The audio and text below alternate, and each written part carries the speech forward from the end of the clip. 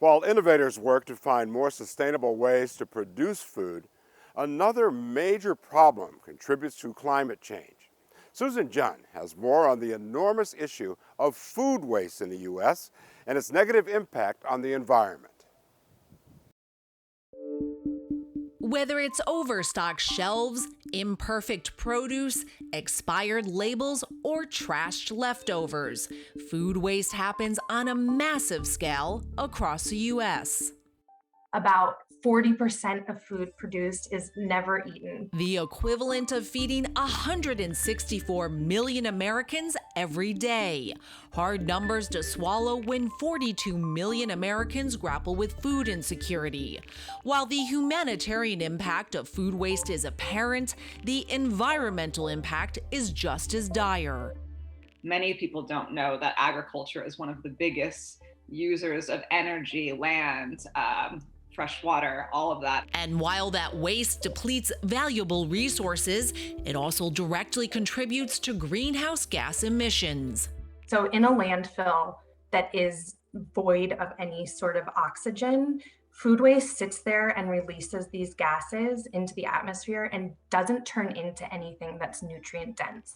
In fact, according to a UN report, the total carbon pollution from food waste worldwide is about the same as global emissions from vehicles. And along with the environmental impacts, the cost implications are astronomical, having a direct impact on everyone's wallet. The average consumer at home wastes something like 238 pounds of food annually, which is like you or I throwing away $1,200. Efforts to reduce all this waste are fought at every level and stage of the supply chain, starting from the farm where 20% of produce gets thrown away because it isn't visually perfect, although perfectly fine in quality. Activists work to transform food perceptions, while innovative businesses sell the ugly produce that would otherwise go to waste. Another promising approach to combat surplus waste is upcycling, which takes unused food and turns it into valuable ingredients for other products. Of the 40% of food that's wasted, quite a lot of that, actually about another 40% of that, comes from people in their homes. In response, the Natural Resources Defense Council, NRDC, set up the Save the Food program, which helps consumers understand and tackle food waste at home. Date labels are a big contributor of consumer food waste because they're actually not federally mandated. Which means food that's labeled expired often has a longer life. Using your sense of smell and taste is the best way to judge whether food is still edible.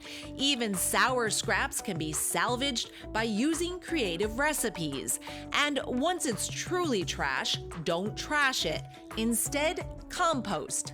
It can actually break down into nutrients and then revitalize the soil, and then actually in some cases pull down carbon from our atmosphere. At the public level, the NRDC is working with cities to partner with restaurants to create dishes with food that would otherwise go to waste, manage inventory to avoid overstocking, connect with composting partners, and donate to food rescue charities so excess food goes to feed those in need.